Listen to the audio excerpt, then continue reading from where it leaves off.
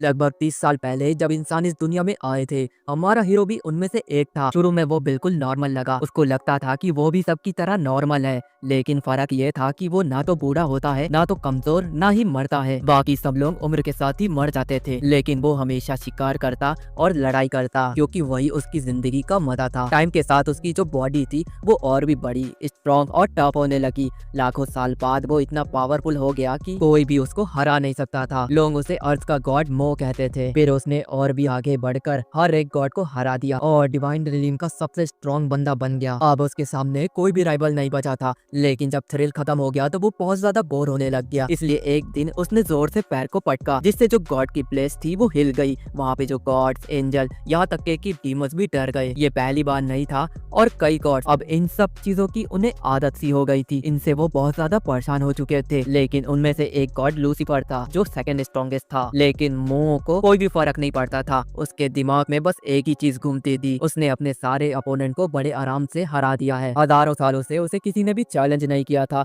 वो एक सांस लेता है और कहता है कि स्ट्रॉन्ग होना भी बहुत ज्यादा प्रॉब्लम की बात है। तभी उसे एक आइडिया आता है कि वो अपनी स्ट्रेंथ को गिरा देगा, यानी कि कम कर लेगा, तो उसकी जो प्रॉब्लम है वो कम हो जाएगी। उसे अपने आप को कमजोर बनाना होगा। उसके लिए उसे एक इंसान की बॉडी लेनी होगी। तो उसके पास फिर से सैकड़ों दुश्मन आ जाएंगे जो उससे फाइट करेंगे। तभी वो अचानक से उछलता है और जोर से चिल्लाता है योंग। तुरंत तो आसमान में एक बड़ा सा ड्रैगन आ जाता है और वो ड्रैगन जोर से नीचे आकर मो के सामने उतर जाता है। उसका जो साइज है वो मो के थ्रोन से कई गुना ज्यादा बड़ा होता है, लेकिन जो उसकी आंखें होती हैं उसे देखकर लग रहा होता है कि वो यहाँ पर परेशान हो गया है। और हमें बताया जाता है कि यही जो ड्रैगन है वो टॉप गॉड यानी मो का असिस्टेंट है और इसका नाम है यांग यांग। यांग यांग उससे पूछता है कि तुमने मुझे यहाँ पर क्यों बुलाया है, और उसकी हैरानी पर गॉड मो बस चलते रहता है और कहता है कि वो जब चले जाएगा तो सब चीजों को तुम संभाल लेना। यांग यांग एक स्पेल को कास्ट करता है, ब्लाइंडिंग ऑफ द एब्सोल्यूट, और मो को चैन से बांध देता है ताकि वो वहीं पर रुक जाए। मो बस मुड़कर एक कोल्ड लुक देता है, जिससे यांग यांग तुरंत ही जम जाता है और वो सिकड़ते हुए कह रहा होता है कि मैं तुम्हारी बेइज्जती नहीं कर रहा था,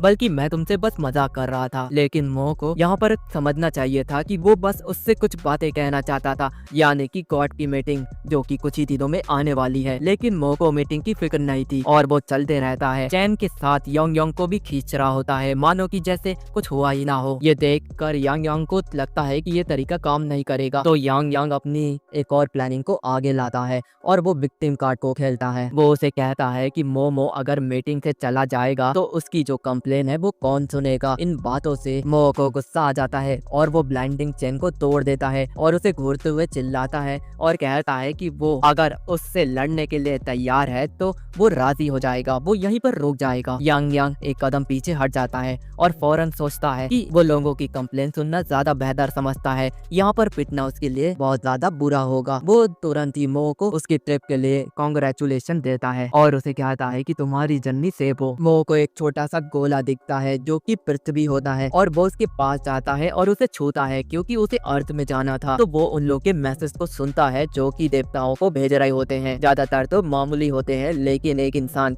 उनकी एग्जिस्टेंस पर सवाल उठा रहा होता है। ये मो को बहुत ज्यादा चौंका दिया था। फिर वो तय करता है कि वो उसी बंदे को चुनेगा, क्योंकि वो उसकी परफेक्ट चॉइस है। और 1000 साल में पहली बार गॉड मो असल में एक्साइटेड दिख रहा था। उसे आखिरकार कुछ करने को मिल ही गया। ये देखने के बाद यांग यांग का मूड बिल्कुल खराब हो जाता है। वो थोड़ी देर रुककर शायद समझ जाएगा कि उस दुनिया में नहीं जाना चाहिए, लेकिन जो मो है वो तुरंत ही वहाँ पर उसे बाय कह देता है और उसे छोड़कर चला जाता है। यांग यांग को कहता है कि जो भी आए उससे संभाल लेना। यांग यांग समझ जाता है कि मो बस अपनी सोल को अर्थ पे नहीं भेज रहा है और अपना जो बॉडी है वो उसको यहीं पर छोड़ के जा रहा है, और उसे याद दिलाता है कि अगर उसकी बॉडी को कुछ हुआ तो उसकी जो आत्मा है वो भी मर जाएगी। मो ने पहले डिसीजन ले लिया है और जो उसकी सिग्मा जैसी पर्सनालिटी है उसके मुताबिक यहाँ पर कोई भी हिम्मत नहीं करेगा उसकी बॉडी को नुकसान पहुँचाने की। तो यहाँ पर मो बिना फिक्र के उस दुनिया में जा सकता है, लेकिन जो यांग यांग है वो उसको रोकने की पूरी कोशिश करता है। लेकिन मो ने तो अपना डिसीजन ले लिया है, तो वो उसकी बातें नहीं सुनता है। फिर यहाँ से सीन शिफ्ट होता है। हमें एक लड़के को दिखाया जाता है जो कि डीमन लॉर्ड की एक सीरीज देख रहा होता है, जो कि एक बंदा डीमन लॉर्ड को हराकर एनिमे की दुनिया में सबसे शानदार विक्ट्री हासिल करता है। ये लड़का और कोई नहीं 17 साल का लोजर लड़का, जिसका नाम हमें लियो बताया जाता है, जो कि एनिमे की दुनिया से बहुत ज्यादा जेलस फील कर रहा होता है, खासकर हीरो से जो सबसे ज्यादा लड़कियों के पास होता है और काफी ज्यादा खुश होता है। ये देखकर उसे बहुत ज्यादा जलन हो रही होती है। वो चाहता है कि गॉड उसे उस दुनिया में भेजे। तभी उसके हाथों से फोन स्लिप हो जाता है और नीचे गिरकर टूट जाता है और हम देखते हैं कि वो पहले से ही 3 मंजिला इमारत के छत पर खड़ा होता है और वो अपने आप को कह रहा होता है कि अब अलविदा कहने का वक्त आ गया है। और गिरते गिरते वो चिल्ला रहा होता है कि भगवान, अगर तुम सुन सकते हो तो उसकी जो इच्छा है उसको पूरा करो, दूसरी दुनिया में भेजने की। तो दोस्तों, तुम लोगों का भी मन ऐसा करता होगा, लेकिन ऐसा बिल्कुल भी मत करना। तो बढ़ते हमारी कहानी की तरफ। इसी दौरान उसकी बॉडी जमीन से टकरा दी है। उसे मर जाना चाहिए था, लेकिन ऐसा बिल्कुल भी नहीं होता है। वो अपने हाथ को हिला पा रहा होता है, साथ में सांस भी ले रहा होता है। धराशायी होने से पहले जो गॉड मुंह है उसने अपनी सोल लियो के शरीर से बदल ली थी। गॉड मुंह एक टूटे फूटे शरीर में जा गिरता है और दूसरी तरफ जो लियो है उसे कोई भी आइडिया नहीं होता है कि वो ऐसी जबरदस्त बॉडी में आ गया है। और उसके सामने एक ड्रैगन खड़ा होता है, जिसे देखने के बाद वो काफी ज्यादा हैरान होता है। दूसरी तरफ जो ड्रैगन है वो भी उसे देखने के बाद बहुत ज्यादा हैरान हो रहा होता है, क्योंकि जो मोह था वो पृथ्वी को एक छोटे से गोले के रूप में देख रहा था और उसे छू भी रहा था। पर अब उसके सामने एक इंसान आ गया है और हमें बताया जाता है कि जो मोह है उसे बॉडी छोड़ने की कोई भी चिंता नहीं थी। ली के साथ अपनी सोल को स्वाइप अप कर लेता है। जैसे ही ली उसके शरीर में आ जाता है, उसे पता चलता है कि वो हवा के बीच में है और उसे एडजस्टमेंट करने का टाइम भी नहीं मिलता है। वो सीधे जमीन में गिरता है। और बड़ी चौंका देने वाली बात यह है कि जब वो गिर रहा था तो ये चीजें उसके साथ हो रही थी और वो वहाँ पर बहुत ज्यादा कंफ्यूज हो गया था, क्योंकि ये सब उस वक्त हो रहा था। उसके जो हाथ थे वो कांपने लगते हैं और फिर अचानक से वहाँ पर थम जाते हैं और उसे एहसास होता है कि वो वहाँ पर मर रहा है। अब ठीक करने का टाइम भी नहीं था, लेकिन ये खत्म भी नहीं हुआ था, क्योंकि जो ह्यूमन बॉडी है उनकी जो मस्कुलर्स हैं, यानी कि मैं बात कर रहा हूँ हार्ट की, वो अपने आप चलते हैं। लेकिन मोह ने 30 लाख साल ट्रेनिंग की थी और वो शरीर को इतने अच्छे से जानता था कि वो हर चीज को कंट्रोल कर सकता था, ब्लड वेसल, ऑर्गन, सब। इसलिए कुछ सेकंड में वो उस बॉडी की जो जितनी भी चोट लगी होती है वो उसे ठीक कर लेता है। उसके बाद वो अपने जो दिल है यानी कि हार्ट, उसे जबरदस्ती चलाना शुरू करता है और उसके ब्लड फ्लो को रोकता है, जिससे उसका जो हार्ट है वो ठीक हो जाए। धीरे धीरे वो उठ खड़ा होता है। गुस्सा करने की बजाय वो अजीब तरह से हंसने लगता है। ये दर्द महसूस करना पड़े इसलिए तो वो ये डिसीजन लिया था और उसका डिसीजन सही साबित होता है। फिर उसने ली की मेमोरी को देखता है ताकि वो समझ सके कि वो ली की लाइफ में क्या क्या करना चाहता है। वो ली के घर गया जो अब उसका नया बेस था, मगर टूटी फूटी टांगों पर वो चल नहीं सकता था। उसके लिए बहुत ज्यादा मुश्किलें थी, तो वो अपने हाथों का यूज करता है। उनके सहारे वो आगे बढ़ता है और अपनी मंजिल में पहुंच जाता है और वो देखता है कि जो ली का कमरा है वो बहुत ज्यादा छोटा, और वो बेड पर लेट जाता है और उसकी जो मेमोरीज थी उसमें ज्यादा है। उसे पता चलता है कि ली का एक ही रिलेटिव था जो कि बहुत ज्यादा दूर रहता है, मतलब कि ली यहाँ पर अकेला रहता है।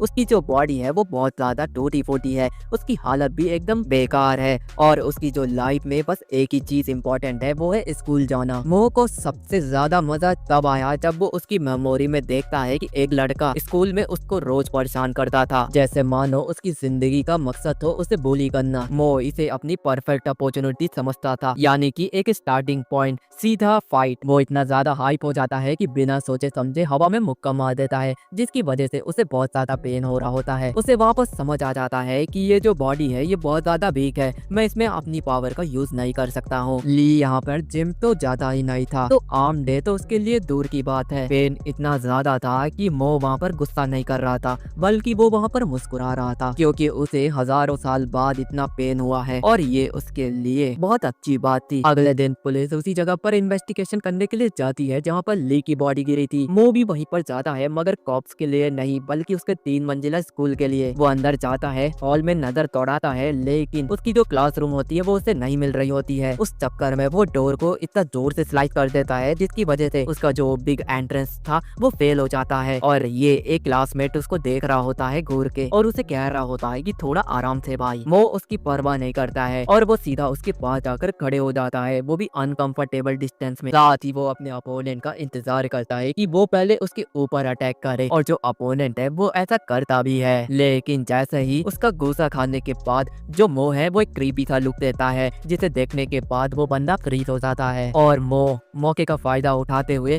उसके ऊपर सीधा एक मुक्का मार देता है। मो ने पूछा, तू ही है वो बोली? उस लड़के ने पलट कर कहा, तेरे को क्या है इससे? तो क्या अपना चश्मा घर में भूल गया है या फिर अंधा हो गया है? इससे पहले मो उसका जवाब देता, वो उसकी तरफ फिर से स्विंग करता है, जिसकी वजह से उसका जो मुंह है वो सूज जाता है और उसके मुंह कान से खून आने लगता है। फिर मो अपने हाथ को पीछे लेके जाता है ताकि वो उसको पंच मार सके, लेकिन उसके हाथ में इतना दर्द होता है कि उसको याद आ जाता है कि वो एक इंसान की बॉडी में है। तभी टीचर उन लोगों को कह रहे होते हैं कि अपनी लड़ाई को बंद करो। वो काफी ज्यादा उन लोगों को चिल्ला रहे होते हैं और ये पूरी क्लास देख रही होती है और इंसल्ट होकर वो बुली यानी कि मो उसको बुली कहता है, तो हम भी वही कहेंगे। वो उनकी परवाह नहीं करता है और वो सीधा चार्ज करता है। मो अपने गार्ड को आगे करता है और उसके हमले को रोक देता है। वो सोचता है कि अगर उसकी बॉडी पहले जैसी होती तो वो यहाँ पर कब का खत्म कर देता इसको। फिर मो अपनी गॉडली पावर का यूज करने की कोशिश करता है, लेकिन कुछ भी नहीं होता है और उसी डिस्ट्रैक्शन की वजह से वो बुली उसे पंच मार देता है मुंह पे। अब बुली रुकने वाला नहीं था और मो की मुश्किलें बढ़ गई थी, क्योंकि ना तो उसके पास पावर थी ना तो स्ट्रेंथ थी। फिर उसने वो किया जिस पर वो हमेशा से भरोसा करते आया है, सिर को झुकाता है और अगला पंच अपने स्कल पे खाता है और उसका जो इम्पैक्ट उस बुली के हाथों में दिखता है, उसकी जो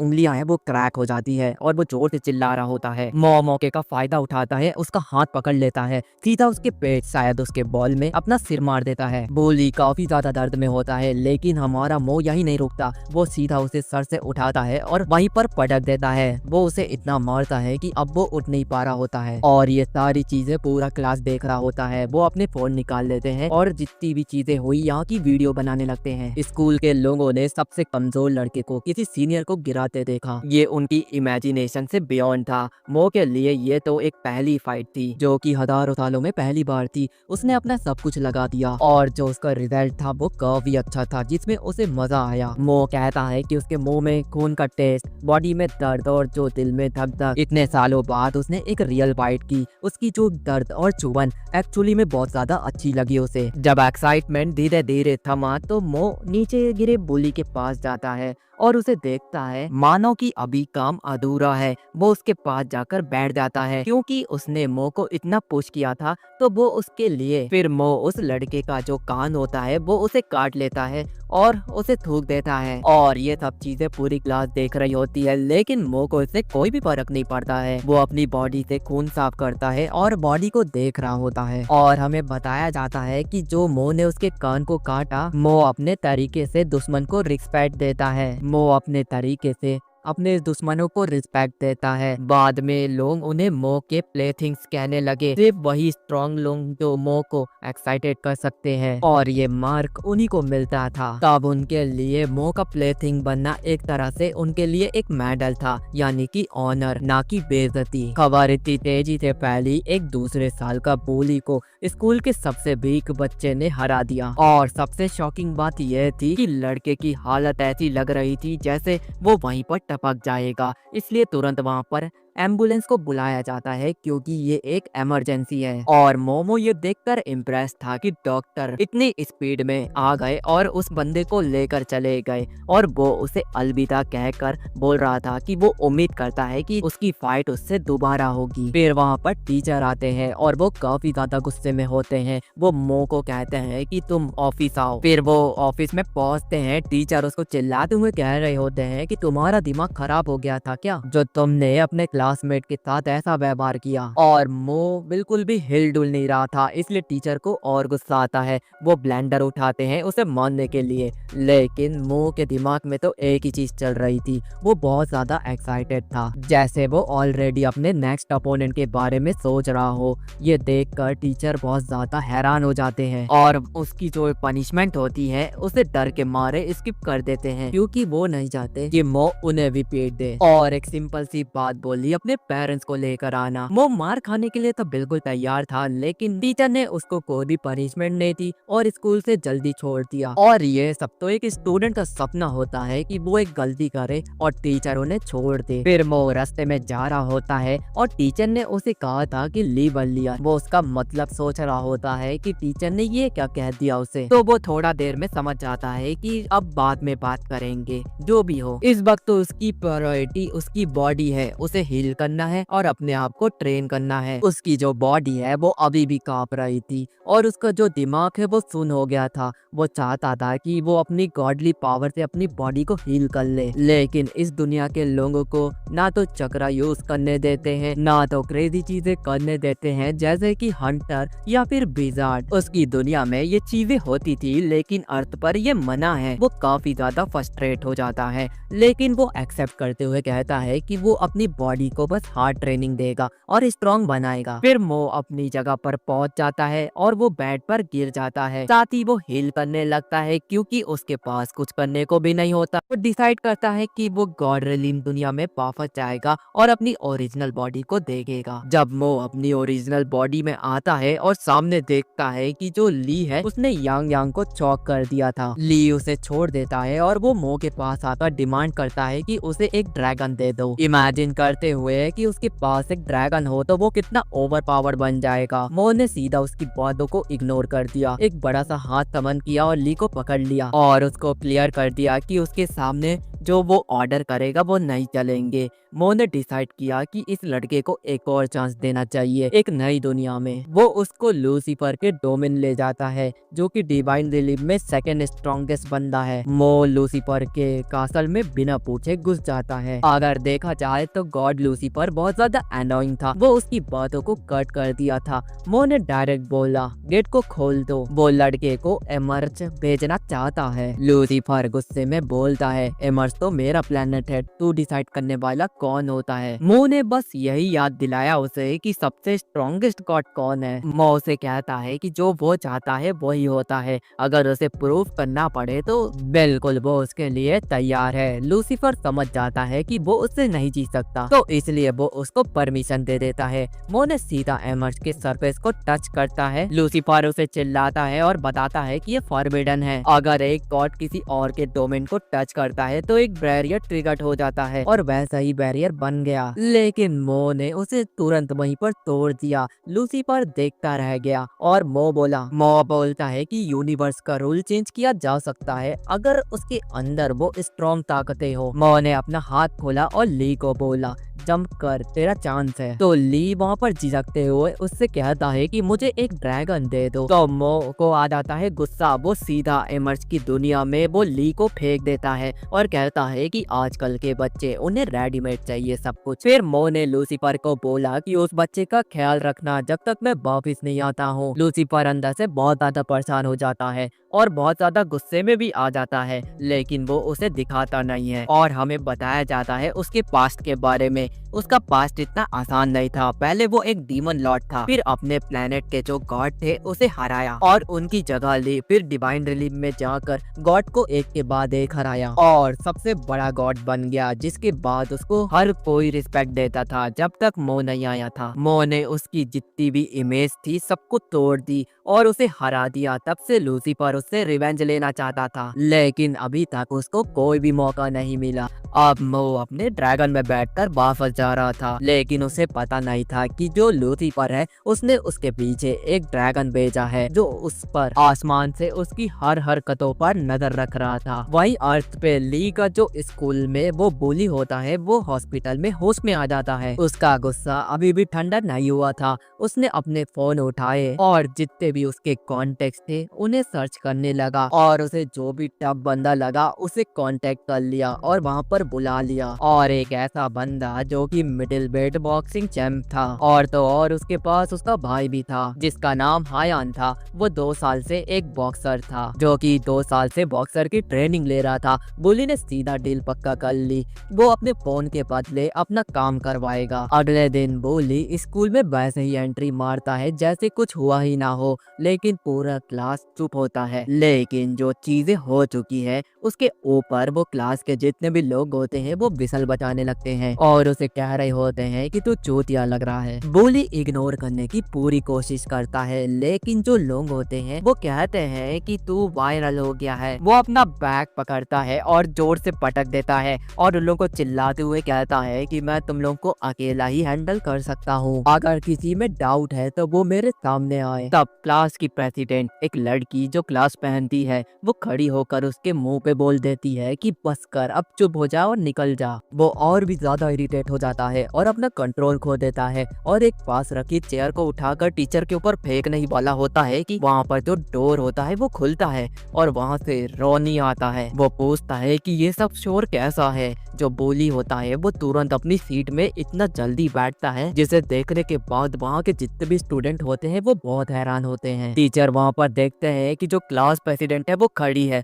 और बहुत ज्यादा अपसेट लग रही है, तो वो उससे पूछते हैं कि तुम अपनी सीट पर बैठी क्यों नहीं हो, पर वो उसका नाम नहीं लेती। वो सिर्फ कहती है कि कुछ नहीं हुआ है। रॉनी भी मैटर को छोड़ देता है लेकिन उसे कहता है कि क्लास के बाद तुम मुझसे मिलना। वो सोचती है कि क्यों, पर वो एग्री कर देती है। स्कूल के बाद वो उसके पास जाती है और रॉनी उसे कहता है कि उसे एक फेवर चाहिए क्योंकि वो क्लास की प्रेसिडेंट है और उसे सबसे ज्यादा ट्रस्ट उसके ऊपर ही है। वो कहता है कि जाकर लियो को चेक करना जो कि आज के दिन अब्सेंट हो गया था और वो उसका फोन भी नहीं उठा रहा है। बदले में वो उसके लिए एक रिकमेंडेशन लेटर लिखेगा। सुनने में तो ये बिल्कुल एक रिक्वेस्ट की तरह लगती है, पर वो जानती है कि वो उनको मना भी नहीं कर सकती क्योंकि उसके पास और कोई ऑप्शन भी तो नहीं है। काम को निपटाएगी, वो उससे मिलेगी और सीधा घर आ जाएगी। वो दरवाजे पर जाती है, नॉक करती है, उसे बुलाती है लेकिन कोई भी रिप्लाई नहीं मिलता। थोड़ी देर बाद वो हेजिटेट करती है लेकिन जब वो अंदर जाती है तो वो देखती है कि रूम बहुत ज्यादा गंदा है और आसपास कीड़े मकोड़े पड़े होते हैं। वो ये देखने के बाद शॉक हो जाती है और जोर से चिल्लाते हुए कहती है कि ली तो मर गया। तुरंत वो एम्बुलेंस को फोन करती है पर ली की बॉडी वहाँ पर एकदम से हिलने लगती है। वो वापस आ गया है। धीरे से आंखें खोलता है तो वो बहुत ज्यादा कंफ्यूजन में होता है कि वो यहाँ पर क्या कर रहा है। तब उसकी नजर हाथों पे जाती है और उसके हाथों पे एक फोर्थ लाइन होती है जो कि एक न्यूट्रिशन सिरप यानी कि उसे विटामिन दिया जा रहा होता है। वो इसे स्टडी करने लगता है, फिर बाद में समझ जाता है कि इसे न्यूट्रिशन दिया जा रहा है जिससे वो फास्ट रिकवर करेगा। ये कोई मैजिक नहीं है पर इसका इफेक्ट काफी ज्यादा अच्छा है। लड़की उसको देख रही होती है, वो थोड़ा डर जाती है उसकी क्रीपी स्माइल देखने के बाद और वो कहती है कि लगता है कि इसका दिमाग खराब हो गया है, ये पागल हो गया है, लेकिन फिर भी इससे पूछना तो पड़ेगा। उससे पहले कि मो जवाब दे, मो तुरंत बैठ जाता है और अपनी जो फोर्थ लाइन जो उसके हाथों में थी वो उसको रोकने की कोशिश करता है। उसे इस बारे में जानकारी चाहिए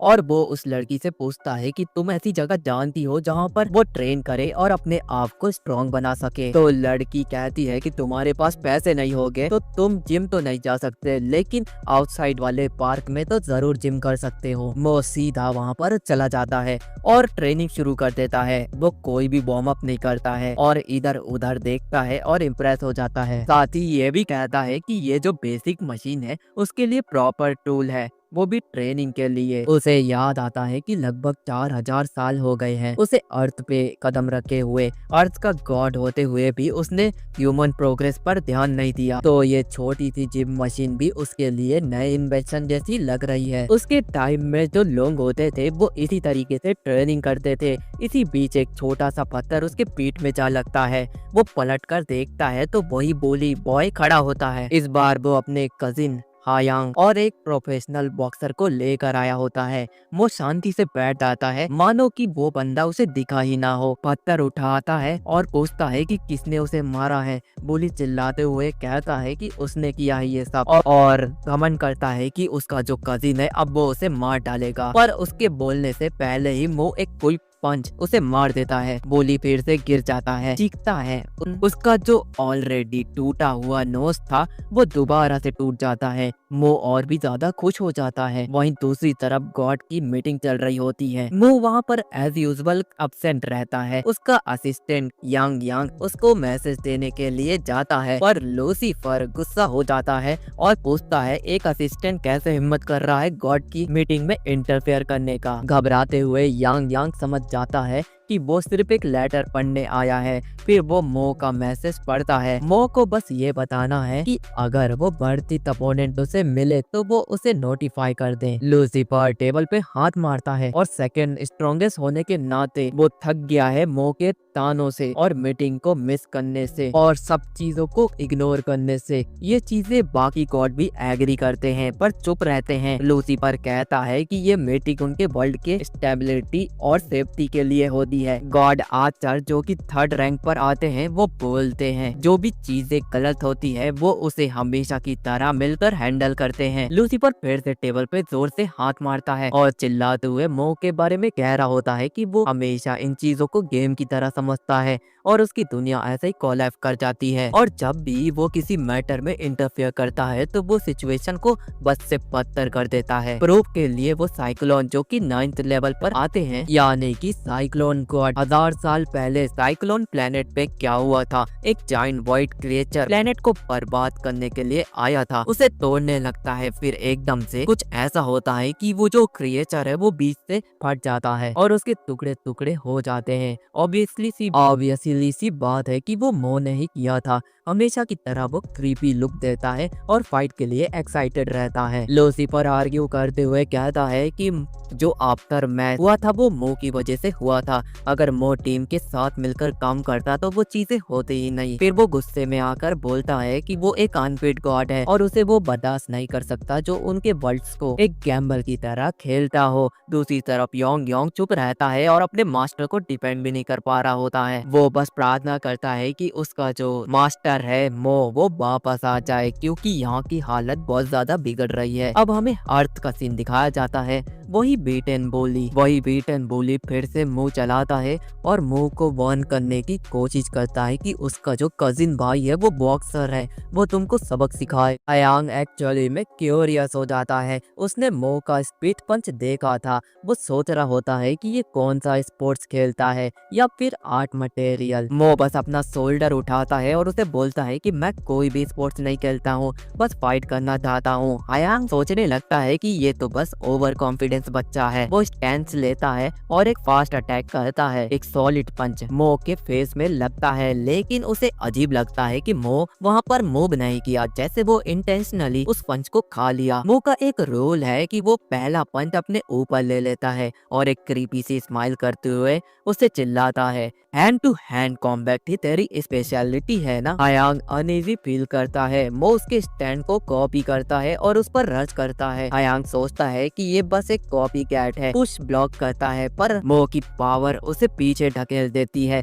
उसे यकीन नहीं होता है कि ये पतला सा लड़का इतना ज्यादा स्ट्रॉन्ग कहते हैं। मो और ज्यादा हाइप हो जाता है। इम्पैक्ट के पहले मो अपने आर्म टाइट और फ्लेक्स करता है उसके मसल। उसके लिए तो पेन मतलब और भी ज्यादा मजा। वो अपने बेल्ट निकालता है और फर्स्ट राउंड के लिए लपेट लेता है ताकि हैंड प्रोटेक्शन रहे क्योंकि इस वीक बॉडी को हील करना बहुत ज्यादा टाइम वेस्ट लगता है उसको। साइड में खड़ा किड चिल्लाता है कि ये अनफेयर है। मो और हायान दोनों इग्नोर करते हैं। हायान वाफर से रश करता है और रैपिड पंच की बारिश कर देता है। उसे स्टडी करता है और जल्दी ही उसकी वीकनेस समझ जाता है और फास्ट और फ्यूरियस एक तरह से प्रेडिक्ट कर लेता है। मो इजीली उसको डॉज करना शुरू कर देता है। फिर एक स्विंग के बीच में मो उसके आर्म पे डायरेक्ट हिट मार देता है और थोड़ी देर बाद हायांग जोर से चिल्लाने लगता है। मो बस मन में हंसता है और कहता है कि ये और उसका भाई दोनों ही ड्रामेबाज हैं, बिल्कुल एक जैसे। मो टाइम वेस्ट नहीं करता है, एक क्विक पंच हायांग को नॉकआउट करने के लिए मारता है और जो उसका कजिन है वो शॉक में खड़ा रहता है। मो का फेस और ज्यादा ब्राइट हो जाता है।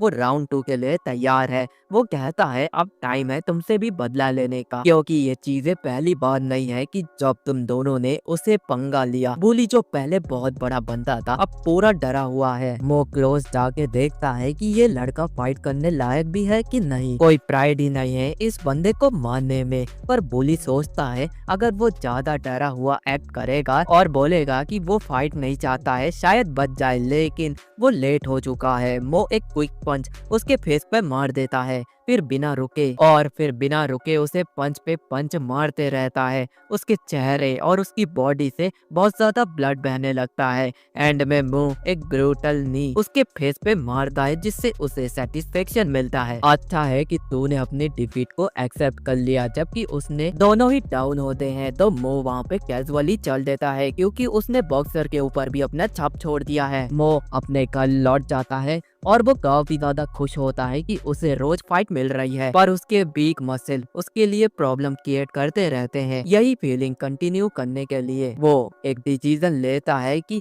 वो गॉड रिलीम में वापिस जाकर वो चीज ले आएगा जो उसने योंग योंग को अरेंज करने के लिए कहा था। लेकिन इस बार कुछ नहीं होता है और मो वेट करते रहता है। फ्लैशबैक में हमें दिखाया जाता है कि कुछ दिन पहले लूसीफर के डोमेन में मो हमेशा की तरह लूसीफर को इग्नोर करते हुए आता जाता रहता है। उसे अंदाजा भी नहीं था कि वो लूसीफर को उसके लिमिट तक पुश कर रहा है। रिटर्न जर्नी पे मो ने योंग योंग से पूछा अर्थ कैसा है। मो बोला उसे मजा आ रहा है लेकिन नया बॉडी बहुत ज्यादा वीक है। फिर भी उसने अपने असिस्टेंट को बोला है एक रिकवरी मैजिक के लिए जो कि वो अरेंज कर देगा ताकि अर्थ पे उसकी बॉडी जल्दी से रिकवर हो जाए। पर प्रॉब्लम ये थी कि ऐसे मैजिक आइटम एल्बम और कुछ वर्ल्ड पे कॉमन था जहाँ माना ज्यादा होती है, लेकिन अर्थ पे ऐसी चीजें रेयर है। ये चीजें डिवाइन ब्लेसिंग से मिलती है। हिस्ट्री में सिर्फ कुछ लोगों को ही मिली थी और ह्यूमंस उन्हें गॉड समझने लगे थे। योंग योंग ने एक प्रॉमिस किया था कि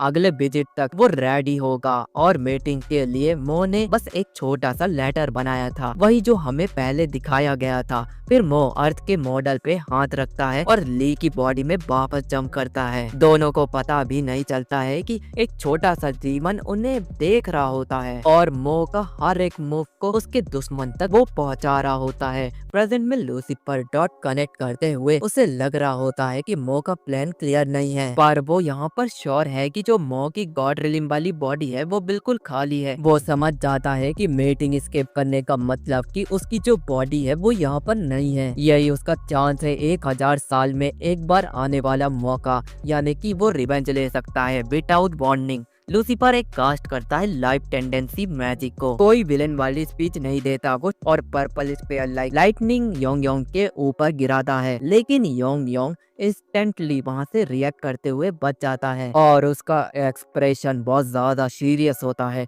वो रेडी हो जाता है और डिमांड करता है ये क्या है लूसीफर, क्या तुम रियली मो अर्थ गॉड पर एक वॉर डिक्लेयर करना चाहते हो। लूसीफर अब कॉन्फिडेंस होता है। लूसीफर को बहुत ज्यादा कॉन्फिडेंस आ जाता है क्योंकि मो यहाँ पर नहीं है, इसलिए वो यहाँ पर फ्लोट कर बोलता है कि पर्सनली मो को घूंघट से निकाल दे। ये सुनकर क्लियर हो जाता है कि एक ऑफिशियल वॉर यहाँ पर शुरू होने वाली है। यांग यांग बिल्कुल भी इंतजार नहीं करता है और अपना फायर बेस्ड अटैक को कंप्रेस करता है और एक जो बीम बनती है वो सीधा लूसीफर की तरफ फायर करता है। लूसीफर उससे इजीली बच जाता है और जो ब्लास्ट होता है वो गॉड रिलीम में घूम कर आता है और वहीं पर फट जाता है। आर्चर गॉड स्थिति को देखते हुए वहाँ पर एक बड़ा सा शील्ड बना लेता है ताकि मीटिंग में जो गॉड्स आए हैं। लूसीफर अभी भी शांत था और वो अपने आप को डिफेंड भी नहीं कर रहा था। यांग यांग को लग रहा था कि उसका जो पहला अटैक है वो बिल्कुल यूजलेस और वो बहुत ज्यादा ट्रिगर हो जाता है और वो अपने अल्टीमेट अटैक को रिलीज करता है, यानी कि वो अपने आप को ट्रांसफॉर्म करता है जिससे उसकी जो बॉडी होती है वो बहुत बड़ी हो जाती है। अब वो ऑल इन जाने वाला था अपने मास्टर को प्रोटेक्ट करने के लिए। आर्चर गॉड वहाँ पर थक कर कह रही होती है कि ये जो जगह है ये प्रॉपर डिवाइन मीटिंग के लायक नहीं रही। आर्चर गॉड फ्लोट करते हुए वहाँ से निकल जाती है, लेकिन लूसीफर उसे रोकता है और उससे पूछता है कि तू किसके साइड है। तो आर्चर गॉड कहती है कि वो किसी के भी साइड नहीं है, वो बस म्यूटल है। तो लूसीफर कहता है ठीक है, बस इंटरफेयर मत करना है। फिर वो बाकी के गॉड से पूछता है कि वो मुंह को खत्म करने वाला है तो उससे किसी को दिक्कत है, तो वो कुछ भी नहीं कहते हैं, बिल्कुल शांत रहते हैं। दूसरी तरफ योंग योंग अभी भी जिंदा होता है और वो चिल्लाते हुए कहता है कि लूसीफर तू कभी भी उसके बराबर नहीं पहुंच सकता। लूसीफर हंसते हुए कहता है कि उसे पता है कि वो उसके बराबर भी नहीं पहुंच सकता, लेकिन उसे ये भी पता है कि वो यहाँ पर नहीं है। वो अभी भी अर्थ पे एक वीक इंसान की बॉडी में जी रहा है। योंग योंग का दिमाग हिल जाता है, उसको लगा ही था कि किसी को पता चल गया है और वो लूसीफर है। इसलिए लूसीफर ने यहाँ पर उसको चुनौती दी क्योंकि मुंह यहाँ पर नहीं है। इसलिए योंग योंग यहाँ पर डिस्परेट हो जाता है और अपना लास्ट मूव को ट्राई करता है। वो अपनी टेल से लूसीफर को लपेटने की कोशिश करता है, लेकिन लूसीफर इजीली उससे बच जाता है और उसकी टेल के टुकड़े टुकड़े कर देता है, लेकिन वो उसे फिनिश नहीं करता है। उसको पता है कि यांग यांग को जिंदा रखना है, मतलब एक शॉर्टकट है मुंह तक पहुंचने का। यांग यांग की हालत बहुत खराब होती है, उसके मुंह से खून आ रहा होता है। फिर यहाँ पे सीन शिफ्ट होता है, हमें अर्थ का सीन दिखाया जाता है। हायांग की हालत बहुत ज्यादा खराब होती है और उसका कोच ये देखकर उसे चिल्ला रहा होता है कि स्ट्रेट फाइट में मत जाया करो। अब देख लो उसकी वजह से उसकी हालत बहुत ज्यादा खराब हो गई, इसलिए वो उसे मैच के लिए अनफिट मानता है और उसे कहता है कि पहले ठीक होकर आओ और साथ में डिसमिस कर देता है। बाहर निकलते हुए वो गुस्सा ली पर निकाल रहा होता है, बोलता है कि सब उसकी वजह से हुआ है। तभी कांग अंदर आता है जो कि उसका हेड कोच होता है। हायांग को सच बोलने की हिम्मत नहीं होती है, वो एक रैंडम वीक लुकिंग लड़के से पिट गया। कांग टॉप बॉक्सर है कंट्री में, तो हायांग एक्टिंग स्टार्ट कर देता है। बोलता है कि वो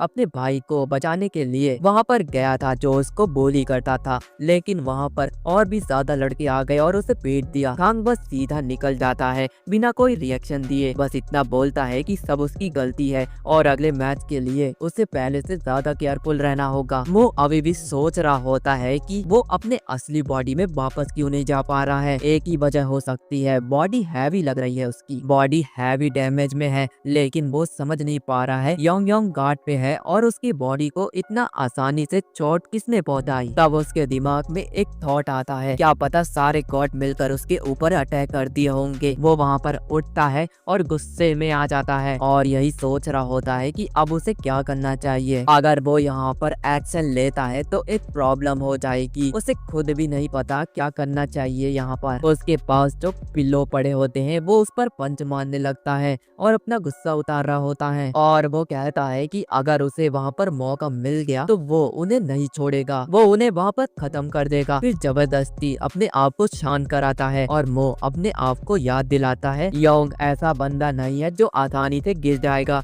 चाहे ग्रुप ही उसके अगेंस्ट क्यों ना हो। अगर मैं अपने ओरिजिनल बॉडी के बारे में अभी भी कुछ नहीं कर सका तो मैं इस बॉडी पे फोकस कैसे करूंगा। वो वापस से ट्रेनिंग पे लग जाता है, पहली बार एब्स के ऊपर काम कर रहा होता है और जैसे मानो उसका जो पेट है वो फटने ही वाला होता है और एक अजीब सी जलन हो रही होती है, लेकिन उसे मजा आ रहा होता है। साइड में लोग भी उसे घूर रहे होते हैं और सोच रहे होते हैं कि ये लड़का पागल हो गया है। वर्कआउट के बीच ही कोई उसका नाम चिल्लाता है और उसका ग्रिप छूट जाता है जिससे वो नीचे गिर जाता है और वो और कोई नहीं क्लास प्रेसिडेंट होती है और वो बहुत ज्यादा इरिटेट होती है क्योंकि मो कई दिनों से स्कूल भी नहीं आया था। दोनों साइड में जाकर एक बेंच पर बैठ जाते हैं। मो प्रेसिडेंट को कहता है कि स्कूल आकर उसे कोई फायदा नहीं होने वाला, वो वहाँ आके ट्रेनिंग थोड़ी ना कर सकता है। तो प्रेसिडेंट उससे पूछती है कि तुम इतने ट्रेनिंग करके क्या हासिल करना चाहते हो। तो वो बताता है कि वो ट्रेनिंग करेगा और स्ट्रॉन्ग बनेगा ताकि वो अपने आप को सबसे स्ट्रॉन्ग अपोनेंट के सामने खड़ा कर सके और उससे जीत सके। फिर वो अपने लेक्चर मोड में आ जाता है, वो घंटों घंटों फाइट की बात करने लगता है। ये सुनने के बाद प्रेसिडेंट अंदर से कह रही होती है कि ये लड़का तो पागल है। फिर वो अपनी स्ट्रेटेजी को बदलती है और पूछती है कि क्या पॉइंट इतनी ट्रेनिंग करने का, अगर तुम्हें अपोनेंट ही ना मिले तो स्कूल आओ, वहाँ पर तुम्हें लोग मिलेंगे और नए अपोनेंट भी मिलेंगे। ये कहने के बाद वो वहाँ से चली जाती है। तो मो को उसकी बातें बिल्कुल सही लगती है और वो डिसाइड कर लेता है बोली गैंग के बाद अब उसके पास और कोई नहीं आएगा, शायद स्कूल जाना होगा और वहाँ पर अपोनेंट ढूंढना होगा। तभी एक मार्क्स वाला बंदा उसके पीछे आता है और उसका नाम लेते हुए उसे पंच मार रहा होता है। मुंह रिएक्ट नहीं करता है और वो उसका तुरंत पंच खा लेता है क्योंकि ये उसका रूल नंबर 1 है। फिर हमें पास्ट का सीन दिखाया जाता है। वो बंदा 15 साल का था और बॉक्सिंग में काफी ज्यादा अच्छा था। उसकी जो बहन थी वो बैले डांसर थी। कांग उसका हमेशा सपोर्ट करता रहता था, सब चीजें बिल्कुल ठीक चल रही होती है। तभी वहाँ पर एक क्रीपी सा बंदा उसकी बहन का पीछा कर रहा होता है और एक रात उसे एक अंधेरी गली में एक कॉर्नर में एक बंदा उसे मारने ही वाला होता है कि कांग वहाँ पर पहुंच जाता है और उसे बचा लेता है और फिर उसके बाद उसे वो पुलिस में दे देता है, लेकिन उसके पास कोई भी एविडेंस नहीं होता है, इसलिए वो रिलीज हो जाता है और वो बंदा वापिस से उसकी बहन के ऊपर अटैक करता है, लेकिन इस बार उसके लेग पर वो एक हैवी अटैक कर देता है जिसकी वजह से उसका करियर खत्म हो जाता है। और यहाँ पर कांग लॉ को ब्लेम करने लगता है और वो डिसाइड करता है कि वो सारे जितने भी क्रिमिनल्स है उन्हें मार देगा क्योंकि उसे लॉ पर बिल्कुल भी भरोसा नहीं होता है और यही चीज उसकी नजरों में एक जस्टिस होती है। फिर हमें प्रेजेंट का सीन दिखाया जाता है। मो ने उसका पहला पंच तो खा लिया था और वो समझ गया था कि ये फाइट शुरू हो गई है। कांग उससे पूछना चाहता था लेकिन मो को कोई भी इंटरेस्ट नहीं था बताने में, बस बोलता है चुप कर और फाइट कर। कांग और गुस्सा हो जाता है और पंच पे पंच मारने लगता है। मो सब पंच को डॉज करता है, वो भी इजीली। खांग एक बॉक्सर ट्रिक को यूज करता है, लाइट राइट फ्लिक, जो कि विजन को ब्लॉक कर देता है और उसके बाद वो काफी ज्यादा हैवी शॉट मारता है, लेकिन मो उसे भी ब्लॉक कर देता है। खांग वहाँ पर शॉक हो जाता है और वो कहता है कि ये लड़का बकवास ही नहीं, फाइट भी बहुत अच्छी करता है। फिर वो मो के वीक स्पॉट पर फोकस करता है और एक ओपनिंग पकड़ के उसके ऊपर पंच करने लगता है। मो को दर्द होता है, लेकिन उसे मजा भी आ रहा होता है और खांग अपने रेंज को बढ़ाता है और उसके ऊपर अटैक करने के लिए आगे बढ़ता है। मो को पता है कि खांग एक नेक्स्ट लेवल पे है और ली की जो बॉडी है वो जीत नहीं सकती, लेकिन फाइट छोड़ने का सवाल ही नहीं उठता। उसे मौका मिलेगा तो वो लड़ाई अच्छे से करेगा। फिर उसे याद आता है कि वो एक फाइट में ओवर पावर्ड हो गया था, तब भी उसे रिग्रेट नहीं। वहाँ पर उसने अपने इमोशन को कंट्रोल किया था और अपने अपोनेंट के जो मूव्स थे उन्हें स्टडी किया था और उसके ऊपर भी उसने पंच लैंड किए थे, लेकिन मॉन्स्टर पे इफेक्ट नहीं हुए थे, पर वो वहाँ पर कामली सरवाइव कर लेता है। अब वो उसके साथ भी सेम करता है, एक ब्लैंक फेस जो कि उसको चिढ़ा रहा होता है और वो कोई भी एक्सप्रेशन नहीं देता है, जिससे खांग को और ज्यादा गुस्सा आ जाता है। वो सीधा उसके ऊपर चार्ज करता है। वो डॉज करते हुए एक पेड़ से टकरा जाता है और वो अपने आप को बचाने के लिए थोड़ा सा जो जमीन में धूल होता है वो किक की मदद से खांग के ऊपर फेंक देता है, लेकिन जो खांग होता है वो ग्लासेस पहना होता है, इसलिए वो बच जाता है। और वहाँ पर बहुत से छोटे पत्थर होते हैं जिसका वो फायदा उठा सकता है। वो चाहता है कि खांग एक ऐसा मूव चले जिसका वो फायदा उठा सके और वहाँ पर वही होता है।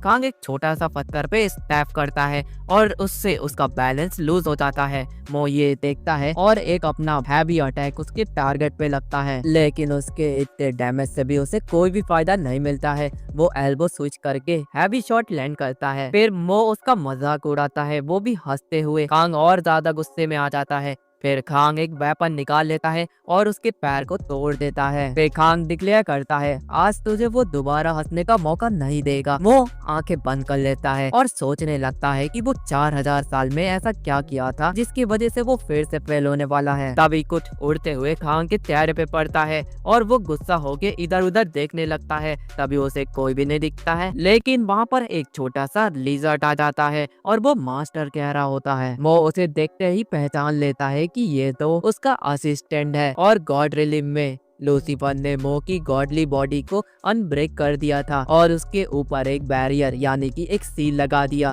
ताकि उसकी सोल यहाँ पर आ ही ना पाए। प्रॉब्लम यह थी कि वो अर्थ में सीधा नहीं घुस सकता था, उसके लिए योंग योंग को फोर्स करना जरूरी था ताकि वो उसे पार्थ बताए। वो उसे प्रॉमिस भी करता है कि अगर वो उसकी हेल्प करता है तो वो उसे नया गॉड बना देगा अर्थ का। योंग योंग फाइनली बोलता है कि वो यहाँ पर उसे डिस्ट्रॉय कर देगा। लूसीफर उसकी बातें समझ नहीं पाता है और वो अपने बैरियर को फ्लेक्स कर रहा होता है और बोलता है कि तू इसे नहीं तोड़ सकता, ये इनविंसिबल है और गिव अप कर दे और मुझे ज्वाइन कर ले। तभी पूरा माहौल बदल जाता है। वहाँ पर अचानक से उसकी बॉडी चमकने लगती है और लूसीफर शॉक हो जाता है। योंग योंग अपनी बॉडी को ग्लो करता है, यानी कि वो अपने आप को सेल्फ डिस्ट्रक्ट करने वाला है। लूसीफर रिएक्ट करते हुए पहले अपने कातल को बचाने की कोशिश करता है, लेकिन वो उड़ जाता है और ब्लास्ट इतना बड़ा होता है कि वो जो गॉड रिलीम होता है वो पूरा जल जाता है। फिर वो अपने सबसे वीकेस्ट फॉर्म में आ जाता है और वहाँ से भागने की कोशिश करता है। लूसीफर उसके ऊपर अटैक करता है, लेकिन वो अपने मैजिक की मदद से अर्थ पे टेलीपोर्ट कर देता है और सीधा खांग के सर पर जा गिरता है और यही चीजें वो मो को बता रहा होता है कि ऐसा हुआ। लूसीफर ने उसको चैलेंज किया। मो काफी ज्यादा एक्साइटेड हो जाता है कि लूसीफर से लड़ने को मिलेगा,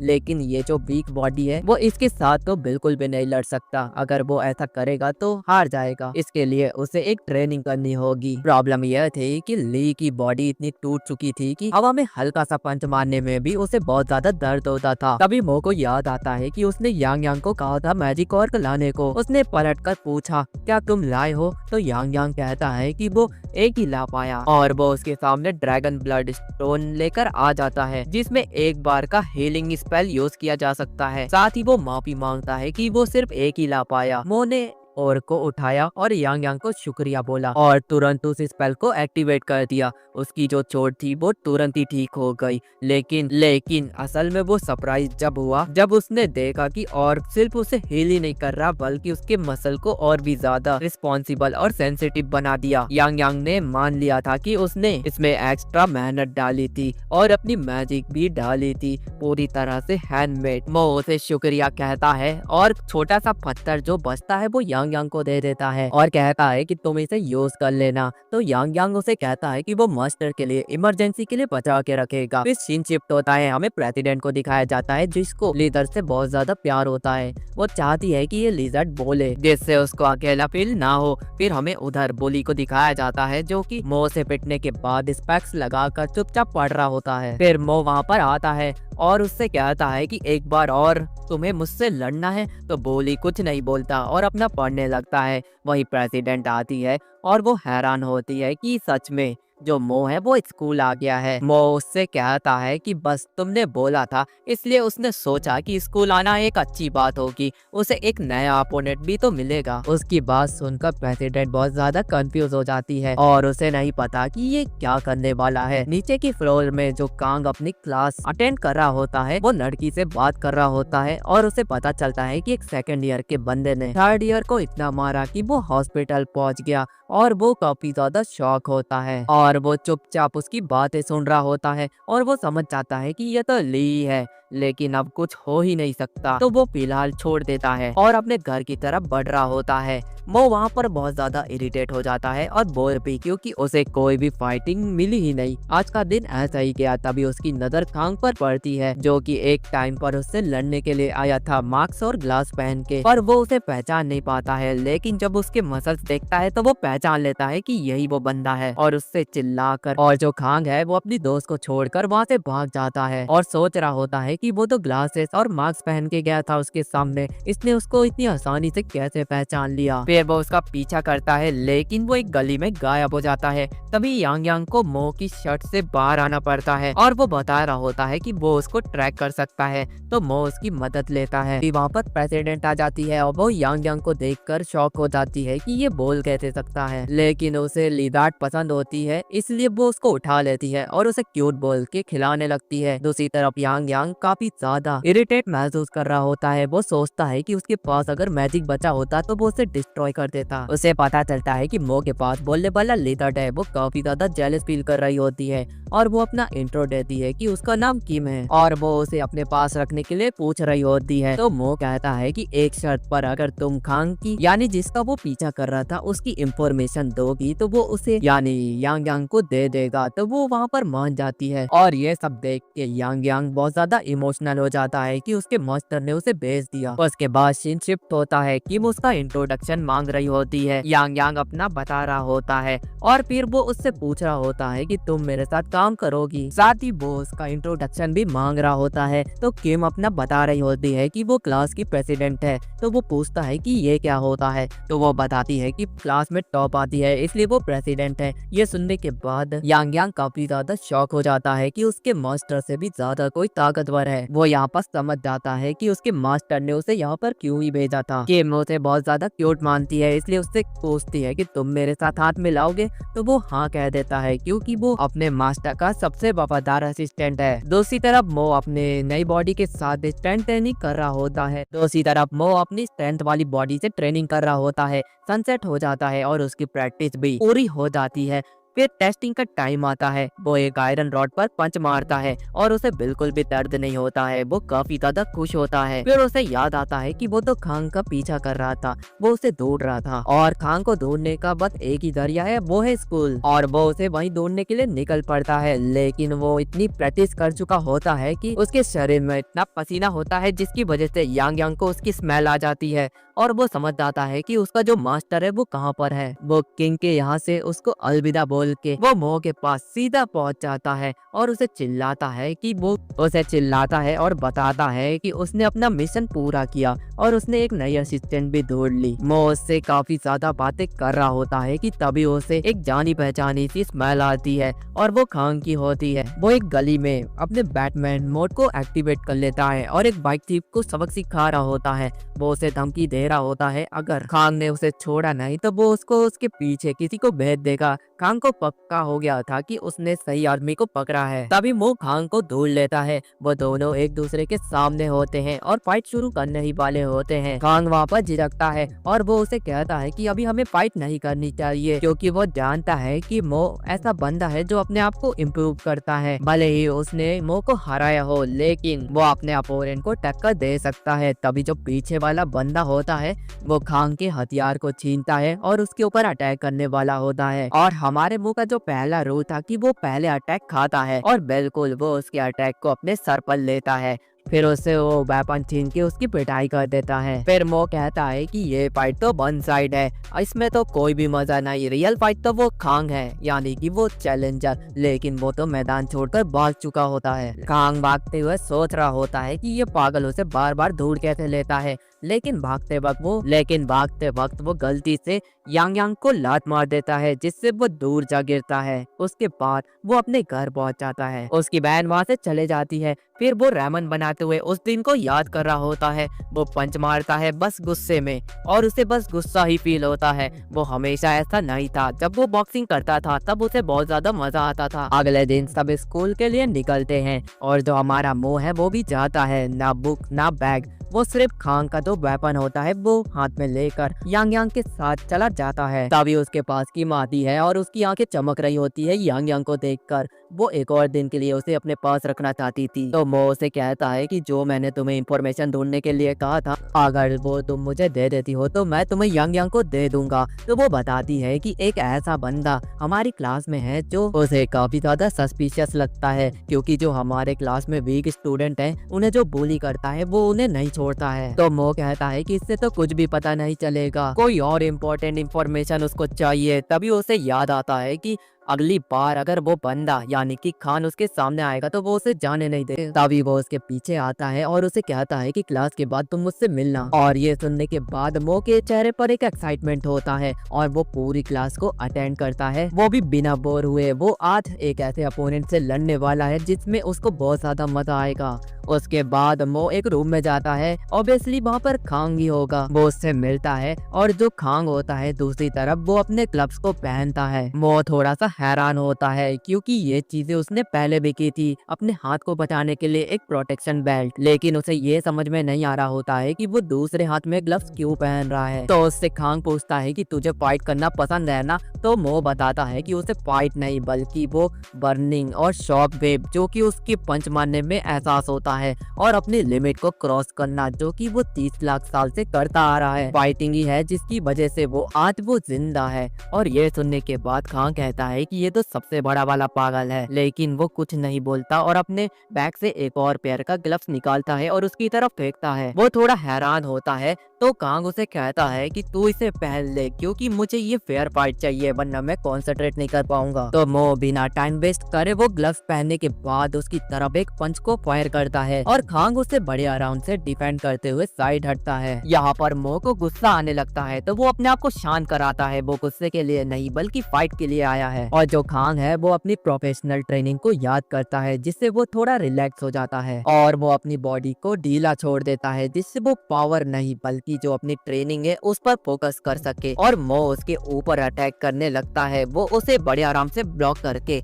उसकी तरफ एक पंच मारता है जो कि एक क्लियर हिट होती है। वो अपने पंच को देखता है और कहता है कि इससे उसे पूरी सेटिस्फेक्शन मिली है, क्योंकि खान काफी ज्यादा शॉक होता है अपनी पावर और एक्यूरेसी को देखकर। वो दोबारा से अपनी पावर को चेक करने लगता है और मो के ऊपर पंचेस करने लगता है। दूसरी तरफ मो भी उसे डिपेंड करते हुए कह रहा होता है कि ये बहुत ज्यादा इंटरेस्टिंग होते जा रहा है, उसे यही तो चाहिए था, एक पावरफुल अपोनेंट। फर्स्ट फ्लोर पर एक लाल बालों वाला अपना काम कर रहा होता है, उसे पनिशमेंट मिली होती है। वो ट्रिम देख रहा होता है और उठ जाता है अचानक से क्योंकि उसने कुछ बुरा देख लिया होता है। फिर वो थर्ड फ्लोर में जाने ही वाला होता है कि उसकी नजर सेकंड फ्लोर पर जाती है जहाँ पर खांग और मो लड़ रहे होते हैं। फिर हम फाइट की तरफ आते हैं। वो दोनों काफी ज्यादा एक्साइटेड होते हैं, जिस पर मो अचानक से खांग के ऊपर किक करने लगता है तो वो हैरान हो जाता है और वो उसे समझाने लगता है कि ये बॉक्सिंग है, इसमें किक नहीं किया जाता, लेकिन वो नहीं रुकता है और वो लगातार उसके ऊपर किक बरसाने लगता है और खांग पीछे हट जाता है। लेकिन जब मो उसके ऊपर अपनी पूरी पावर से किक करता है तो वो उसे वहीं पर रोक लेता है और उसे एक क्रीपी सी स्माइल देते हुए कहता है कि तुम्हारी स्ट्रेंथ तो यहाँ पर खत्म हो गई है। और हमें बताया जाता है कि जो यांग यांग ने एक मैजिक स्टोन लाया था उसकी पावर यानी कि उसकी जो मैजिक है वो यहाँ पर खत्म हो चुकी है, यानी कि मो की स्ट्रेंथ यहाँ पर सच में खत्म हो गई है।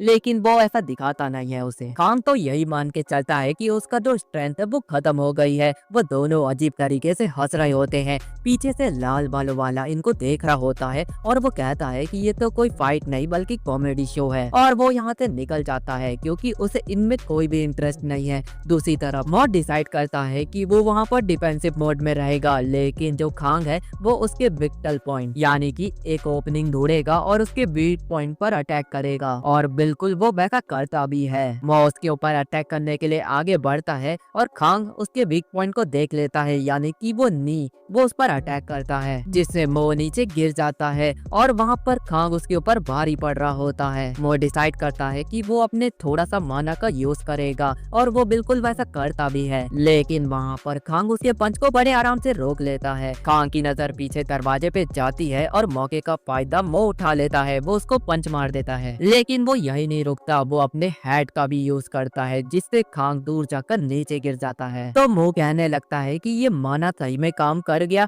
तो उसे याद आता है कि अर्थ पे तो कोई माना एग्जिस्ट ही नहीं करता, लेकिन ये चीजें तो बहुत ज्यादा कूल थी उसके लिए। मो कहता है कि जो भी हो, फिर वो अपनी वही चीज करता है, रिस्पेक्ट वाली रिचुअल। वो उसके कान को काटने ही वाला होता है कि खांग उसके मुंह को पकड़ लेता है और उसे कहता है कि अभी वो डिफीट नहीं हुआ है, वो फिर से तुमसे लड़ने आएगा। खांग कहता है कि उसने मो को कम समझ लिया था और उसका जो सर है वो घूम रहा होता है, इसलिए वो आज फाइट नहीं करेगा, वो तैयारी करके अगले दिन आएगा, जिससे मो काफी ज्यादा डिसअपॉइंटेड फील करता है। लेकिन वो क्या कर सकता है, फिर वो अपने घर पहुंच जाता है। फिर हमें यांग यांग को दिखाया जाता है जिसे किम ने एक बड़ा सा बैग दे दिया होता है। वो उसे जैसे तैसे अपने मास्टर के पास लेकर जा रहा होता है। तभी उसकी नजर खांग पर पड़ती है और वो समझ जाता है कि यही मास्टर का अपोनेंट है, और वो बिल्कुल मास्टर की तरह हेडबट मारने के लिए आगे तो बढ़ता है, लेकिन खांग की उस पर नजर चले जाती है और वो उसे पंच मारकर वहाँ से चले जाता है और कहता है कि किस तरह के अजीब डॉगनेस के ऊपर अटैक किया था।